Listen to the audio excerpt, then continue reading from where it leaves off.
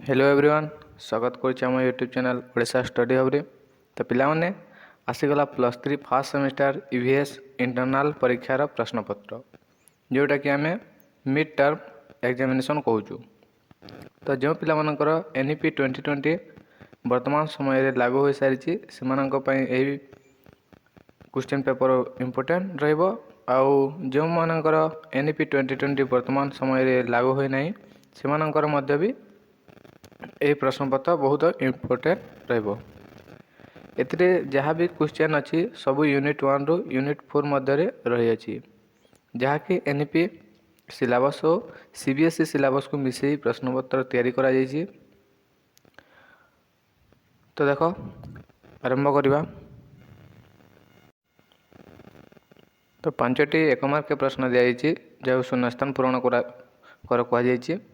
तो देखो प्रथम प्रश्न होछि एड्स रोग डैश भूताणु द्वारा होता है ना। एड्स रोग डैश भूताणु द्वारा होता है, तार उत्तर होछि HIV ह्यूमन इम्यूनोडेफिशिएंसी भाइरस।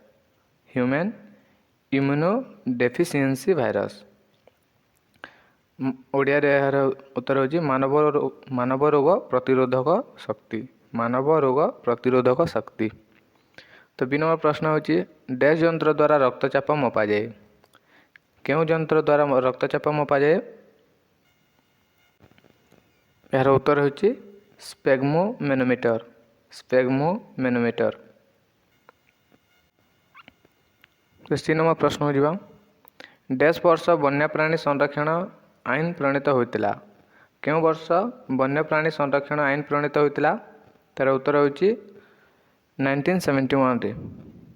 तो यार उत्तर होछि 1971 रे वन्यप्राणी संरक्षण आईन प्रणीत होता। तो 2 नंबर प्रश्न जीवा ओजोन बाष्प वायुमंडल डैश स्तर अवस्थित। ओजोन बाष्प वायुमंडल डैश स्तर अवस्थित। तार उत्तर होछि स्ट्रेटोस्फियर। ओजोन बाष्प वायुमंडल स्ट्रेटोस्फियर स्तर अवस्थित। तो 3 नंबर प्रश्न अच्छी विश्व तापायन डैश प्रदूषण जोगु होता है। तो कौन कहला विश्व तापायन डैश प्रदूषण जोगु होता है। तो यार उत्तर होछि कार्बन डाइऑक्साइड CO2। तो यहाँ थिला 1 मार्किया 5टी प्रश्न शून्यस्थान पूरण कर। तो 2 मार्किया देखिबा।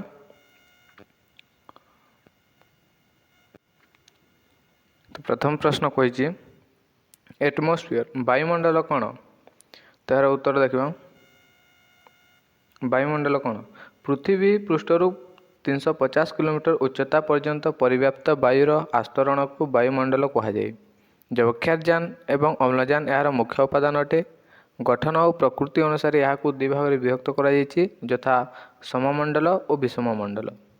वायुमंडल कौन पृथ्वी पृष्ठरु 350 किलोमीटर उच्चता पर्यंत परिव्याप्त वायुर आस्तरण को वायुमंडल कहा जाए। जबक्षारजान एवं अम्लजान यार मुख्य उपादान। तो द्वितीय प्रश्न कहला अंगारक चक्र कौन? अंगारक चक्र अंगारक चक्र बा अंगार अम्लजान चक्र। तो देख अंगारकर 2टी मुख्य भंडार रही। गैसीय अवस्था अंगारक वायुमंडल रे अंगारकाम्ल रूपे थाए एवं जैविक अवस्था मुख्यतः जलमंडल रे अंगारक रूपे थाए। समुद्र रे थिबा मुख्य जैविक अंगारक एही चक्र को चलाई थाए। उद्भिद माने वायुमंडल अंगारकाम्ल व्यवहार करी खाद्य प्रस्तुत करथांती। एही खाद्य को प्राणी माने खाइथांती। अंगारक वायुमंडल उद्भिद को आलोक संश्लेषण द्वारा एही उद्भिद को प्राणी को खाद्य द्वारा जाई थाए। उद्भिद एवं प्राणी श्वसन द्वारा अंगारकाम्ल गैस वायुमंडल रे अंगारक युक्त यौगिक पदार्थर गुरुत्वपूर्ण भूमिका रही। वायुमंडल और समुद्र जल बा मधुर जल भितर अंगारकाम्लर विनिमय निरवच्छिन्न भाव घटी थाए। तो देख अंगारकर 2टी मुख्य भंडार रही। गैसीय अवस्था अंगारक वायुमंडल रे अंगारकाम्ल रूपे थाए। गैसीय अवस्था अंगारक वायुमंडल रे अंगारकाम्ल रूपे थाए एवं जैविक अवस्था मुख्यतः जलमंडल रे और अंगारक रूपे थाए। समुद्र रे थिबा मुख्य जैविक अंगारक एही चक्र को चलाई थाए। उद्भिद माने वायुमंडल ବାୟୁମଣ୍ଡଳରୁ ଅଙ୍ଗାରକାମ୍ଳ ବ୍ୟବହାର କରି ଖାଦ୍ୟ ପ୍ରସ୍ତୁତ କରିଥାନ୍ତି। ଉଦ୍ଭିଦମାନେ ବାୟୁମଣ୍ଡଳରୁ ଅଙ୍ଗାରକାମ୍ଳ ବ୍ୟବହାର କରି ଖାଦ୍ୟ ପ୍ରସ୍ତୁତ କରିଥାନ୍ତି। ଏହି ଖାଦ୍ୟକୁ ପ୍ରାଣୀମାନେ ଖାଇଥାନ୍ତି। ଅଙ୍ଗାରକ ବାୟୁମଣ୍ଡଳରୁ ଉଦ୍ଭିଦକୁ ଆଲୋକ ସଂଶ୍ଳେଷଣ ଦ୍ୱାରା ଏହି ଉଦ୍ଭିଦରୁ ପ୍ରାଣୀକୁ ଖାଦ୍ୟ ଦ୍ୱାରା ଯାଇଥାଏ। ତ ଏଇଟା ଥିଲା ଅଙ୍ଗାରକ ଚକ୍ର। ତ ଡି ନମ୍ବର ପ୍ରଶ୍ନ ଦେଖିବା, ମହାମାରୀ କ'ଣ? ସି ନମ୍ବର ପ୍ରଶ୍ନ ଟିକେ ସେତେ ବି ଇମ୍ପୋର୍ଟାଣ୍ଟ ନାହିଁ। ସି ନମ୍ବର ପ୍ରଶ୍ନ। ତ ଦେଖିବା ଆମେ 4 ନମ୍ବର ପ୍ରଶ୍ନ ଦେଖିବା, ମହାମାରୀ କ'ଣ? ତ ଦେଖ, ମହାମାରୀ ସାଧାରଣତଃ କୌଣସି ଗୋଟିଏ ରୋଗ ଏକ ନିର୍ଦ୍ଦିଷ୍ଟ ଅଞ୍ଚଳରୁ ଗୋଟିଏ ରୋଗୀଠାରୁ ଅନେକ ଲୋକଙ୍କୁ ଏକ ସମୟରେ ଦ୍ରୁତ ଗତିରେ ବ୍ୟାପେ ଓ ଏହା ପୂର୍ବରୁ ସେ ସ୍ଥାନରେ ଦେଖାଯାଇଥାଏ, ତାହାକୁ ମହାମାରୀ କୁହାଯାଏ। ସୀମିତ ସମୟ ମଧ୍ୟରେ ଅନେକ ଲୋକ ଆକ୍ରାନ୍ତ ହୋଇଥାନ୍ତି। ତ ଦେଖ, ସାଧାରଣତଃ କୌଣସି ଗୋଟିଏ ରୋଗ ଏକ ନିର୍ଦ୍ଦିଷ୍ଟ ଅଞ୍ଚଳରୁ ଗୋଟିଏ ରୋଗୀଠାରୁ ଅନେକ ଲୋକଙ୍କୁ ଏକ ସମୟରେ ଦ୍ରୁତ ଗତିରେ ବ୍ୟାପିଥାଏ ଏବଂ ଏହା ପୂର୍ବରୁ ସେ ସ୍ଥାନରେ ଦେଖାଯାଇଥାଏ, ତାହାକୁ ମହାମାରୀ କୁହାଯାଏ। ତ କ୍ଲିଅର ପିଲାମାନେ, ବୁଝି ହେଉଛି ନା? ତ ପରବର୍ତ୍ତୀ ପ୍ରଶ୍ନ ଆଡ଼କୁ ଯିବା, ଏସିଡ୍ ରେନ୍ ଅମ୍ଳ ବର୍ଷା କ'ଣ? ତ ଦେଖ, ଅମ୍ଳ ବୃଷ୍ଟି କ'ଣ? ବର୍ଷା ଜଳରେ ଅମ୍ଳ ପରିମାଣରେ ଅଧିକ ଅମ୍ଳ ବର୍ଷା କୁହାଯାଏ। ବର୍ଷା ଜଳରେ ଅମ୍ଳ ପରିମାଣରେ ଅଧିକ ଅମ୍ଳ ବର୍ଷା କୁହାଯାଏ। ରାସାୟନିକ ପ୍ରକ୍ରିୟା ଦ୍ୱାରା ବାୟୁମଣ୍ଡଳର ଯବକ୍ଷାରଜାନ ଅମ୍ଳଜାନ ସହିତ ମିଶି ନାଇଟ୍ରିକ୍ ଅକ୍ସାଇଡ୍ ପ୍ରସ୍ତୁତ ହୋଇଥାଏ। ନାଇଟ୍ରିକ୍ ଅକ୍ସାଇଡ୍ ଓଜୋନ ସହ ମିଶି ନାଇଟ୍ରୋଜେନ୍ ଡାଇଅକ୍ସାଇଡ୍ ପ୍ରସ୍ତୁତ ହୋଇଥାଏ। ନାଇଟ୍ରୋଜେନ୍ ଡାଇଅକ୍ସାଇଡ୍ ପୁନର୍ବାର ଓଜୋନ ସହ ମିଶି ଅକ୍ସାଇଡ୍ ଓ ନାଇଟ୍ରୋଜେନ୍ ଟ୍ରାଇଅକ୍ସାଇଡ୍ ମିଶ୍ରଣରେ ନାଇଟ୍ରୋଜେନ୍ ପେଣ୍ଟାକ୍ସାଇଡ୍ ପ୍ରସ୍ତୁତ ହୁଏ। ନାଇଟ୍ରୋଜେନ୍ ପେଣ୍ଟାକ୍ସାଇଡ୍ ବାୟୁମଣ୍ଡଳର ଜଳକଣା ସହ ମିଶି ନାଇଟ୍ରିକ୍ ଏସିଡ୍ ପ୍ରସ୍ତୁତ କରିଥାଏ। ଏହା ବର୍ଷା ଜଳ ସହ ମିଶି ପୃଥିବୀ ପୃଷ୍ଠକୁ ଆସେ, ଏହାକୁ ଅମ୍ଳବର୍ଷା କୁହାଯାଏ। ନା କ'ଣ କହିଲା?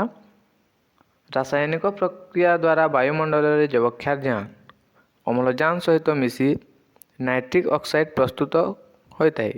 ନାଇଟ୍ରିକ୍ ଅକ୍ସାଇଡ୍ ଓଜୋନ ସହ ମିଶି ନାଇଟ୍ରୋଜେନ୍ ଡାଇଅକ୍ସାଇଡ୍ ପ୍ରସ୍ତୁତ କରିଥାଏ। ନାଇଟ୍ରୋଜେନ୍ ଡାଇଅକ୍ସାଇଡ୍ ପୁନର୍ବାର ଓଜୋନ ସହ ମିଶି ଅକ୍ସାଇଡ୍ ଓ ନାଇଟ୍ରୋଜେନ୍ ନାଇଅକ୍ସାଇଡ୍ ମିଶ୍ରଣରେ ନାଇଟ୍ରୋଜେନ୍ ପେଣ୍ଟାକ୍ସାଇଡ୍ ପ୍ରସ୍ତୁତ ହୋଇଥାଏ। ନାଇଟ୍ରୋଜେନ୍ ପେଣ୍ଟାକ୍ସାଇଡ୍ ବାୟୁମଣ୍ଡଳରେ ଜଳକଣା ସହ ମିଶି ନାଇଟ୍ରିକ୍ ଏସିଡ୍ ପ୍ରସ୍ତୁତ କରିଥାଏ। ଏହା ବର୍ଷା ଜଳ ସହ ମିଶି ପୃଥିବୀ ପୃଷ୍ଠକୁ ଆସିଥାଏ, ଏହାକୁ ଅମ୍ଳବର୍ଷା କୁହାଯାଏ। ଅମ୍ଳବର୍ଷାର 2 ପ୍ରଭାବ ବିଷୟରେ ଦେଖ। ଅମ୍ଳବର୍ଷା ଯୋଗୁଁ ମୃତ୍ତିକାରେ ବିଭିନ୍ନ ପୋଷକ ଅମ୍ଳ ସହ ରାସାୟନିକ ପ୍ରକ୍ରିୟା ଘଟାଇ ନିଜର ଧର୍ମ ପରିବର୍ତ୍ତନ କରିଥାନ୍ତି, ଯାହାଦ୍ୱାରା ଏହା ଉଦ୍ଭିଦର ଉପଯୋଗୀ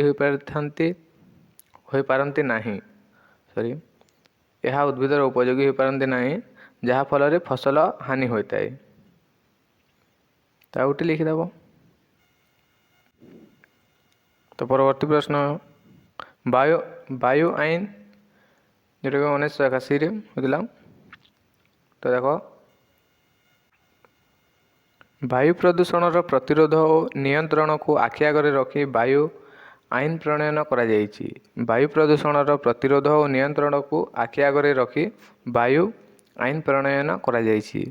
ଏ ସଂକ୍ରାନ୍ତରେ ପରିଷଦ ମଧ୍ୟ ଗଠନ କରାଯାଇଛି। ବାୟୁମଣ୍ଡଳରେ କୌଣସି କଠିନ, ତରଳ ତଥା ଅବାଞ୍ଛିତ ଗ୍ୟାସୀୟ ପଦାର୍ଥ ମିଶିବା ଦ୍ୱାରା ବାୟୁମଣ୍ଡଳ ପ୍ରଦୂଷିତ ହୁଏ। ପ୍ରଦୂଷିତ ବାୟୁ ମନୁଷ୍ୟ, ଜୀବଜଗତ ଓ ପରିବେଶ ପାଇଁ ବିପଜ୍ଜନକ ଅଟେ। ବାୟୁ ଆଇନ ଫଳରେ କେନ୍ଦ୍ର ଓ ରାଜ୍ୟମାନଙ୍କରେ ପରିଷଦ ଗଠନ କରିବାର ପ୍ରମାଦ ମଧ୍ୟ ଗୃହୀତ ହୋଇଅଛି। ଉଭୟ ଜଳ ଓ ବାୟୁ ମୃତ୍ତିକା ପ୍ରଦୂଷଣ ପ୍ରତିରୋଧ ଓ ନିୟନ୍ତ୍ରଣ ପାଇଁ ସମ୍ପ୍ରତି କେନ୍ଦ୍ର ଓ ପ୍ରତି ରାଜ୍ୟରେ ପ୍ରଦୂଷଣ ପ୍ରତିରୋଧ ଓ ନିୟନ୍ତ୍ରଣ ପରିଷଦ ଗଠନ କରାଯାଇଛି। ତ ପରବର୍ତ୍ତୀ ପ୍ରଶ୍ନ ହେଉଛି, ସହରୀକରଣ କହିଲେ କ'ଣ ବୁଝ? ତ ଦେଖ, ପ୍ରଥମେ ଦେଖ, ସହରାଞ୍ଚଳ କିପରି ସୃଷ୍ଟି ହୋଇଥାଏ? ପ୍ରଗତି ଏବଂ ନିଯୁକ୍ତି ସୃଷ୍ଟି ଲକ୍ଷ୍ୟରେ ଖୁବ୍ କମ୍ ସମୟ ମଧ୍ୟରେ କଳକାରଖାନା ସ୍ଥାପିତ ହେବା ଦ୍ୱାରା ପରେ ଜୀବିକା ଉଦ୍ଦେଶ୍ୟରେ ଶିଳ୍ପ ସଂସ୍ଥା ଚାରିପାଖରେ ଓ ନୂତନ ଭାବେ ବିଭିନ୍ନ ଘନ ଜନବସତି ଗଢ଼ି ଉଠିବା ଫଳରେ ସହରାଞ୍ଚଳ ସୃଷ୍ଟି ହୋଇଥାଏ। ସହରୀକରଣ ଦ୍ୱାରା ସମାଜ କିପରି ପ୍ରଭାବିତ ହୋଇଥାଏ ତାହା ଦେଖ। ସହରୀକରଣ ଦ୍ୱାରା ସମାଜରେ ନିମ୍ନଲିଖିତ ସମସ୍ୟାମାନ ଉପୁଜିଥାଏ। ସେଗୁଡ଼ିକ ହେଲା ବାସସ୍ଥାନ ସମସ୍ୟା ଓ ସହରତଳି ବସ୍ତି ସମସ୍ୟା, ପାନୀୟ ଜଳର ଅଭାବ, ଆବର୍ଜନା ସୃଷ୍ଟି ଓ ବାୟୁ ପ୍ରଦୂଷଣ, ଉଷ୍ଣତା ବୃଦ୍ଧି, ଶକ୍ତି ଉତ୍ସର ବ୍ୟବହାର ଓ ଯୋଗ୍ୟତା ସମସ୍ୟା, ଟ୍ରାଫିକ୍ ସମସ୍ୟା, ସାମାଜିକ ସମସ୍ୟା ଓ ସାଂସ୍କୃତିକ ସମସ୍ୟା ଇତ୍ୟାଦି।